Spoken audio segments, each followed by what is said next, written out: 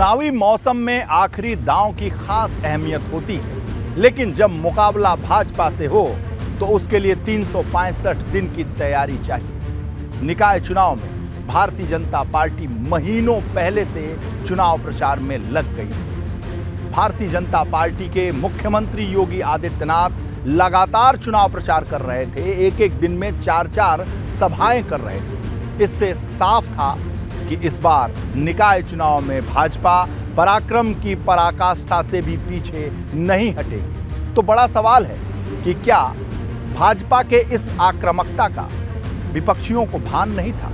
अगर था तो उन्होंने चुनाव प्रचार में तेजी क्यों नहीं दिखाई? अगर ऐसा होता तो इस चुनाव प्रचार का अंदाज ही कुछ अलग होता, जो नहीं दिखा। और इस चुनाव के नतीजों के पीछे यह भी एक बड़ा फैक्टर है।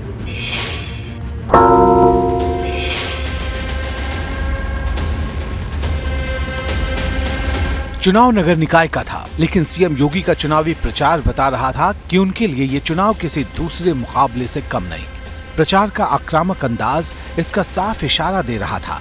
आखिरी दिन के प्रचार तक पहुंचते पहुंचते मुकाबले की तपिश देखने लायक थी।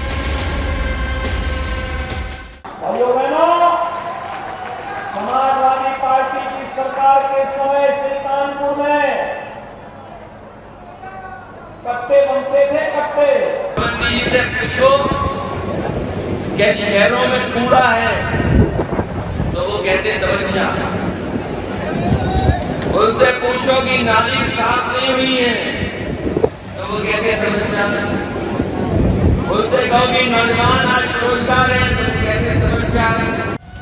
आर पार की तकरार इस चुनावी संग्राम के तेवर को बदल गई। ऐसा लगा जैसे ये 2024 का दंगल ही हो रहा हो। भले संग्राम 2023 का था, लेकिन इसमें इतिहास के पन्ने भी पलटे जा रहे थे। समाजवादी पार्टी कहती है कि राम तो थे ही नहीं, विधक थे। अयोध्या में राम भक्तों में गोली चलाएंगे,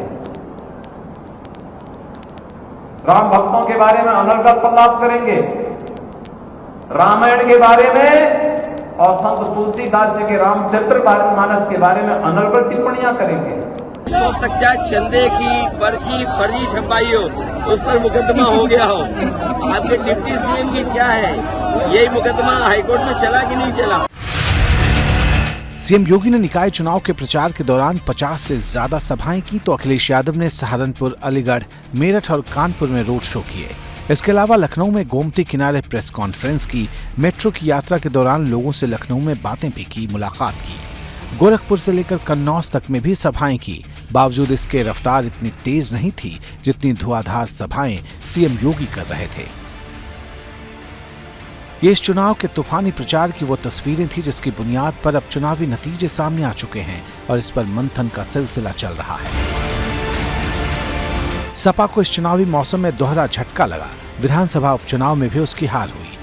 पार्टी ने आजम खान के गढ़ रामपुर की स्वार सीट को खो दिया। ये सीट भाजपा गठबंधन के अपना दल एस ने उसे छीन ली। यहाँ सपा के हिंदू कार्ड पर भाजपा गठबंधन का मुस्लिम कार्ड भारी पड़ा।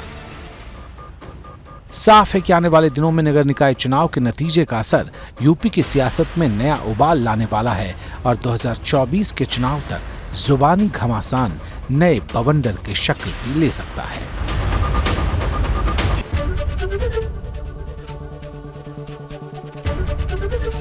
एबीपी गंगा, खबर आपकी, जुबान आपकी।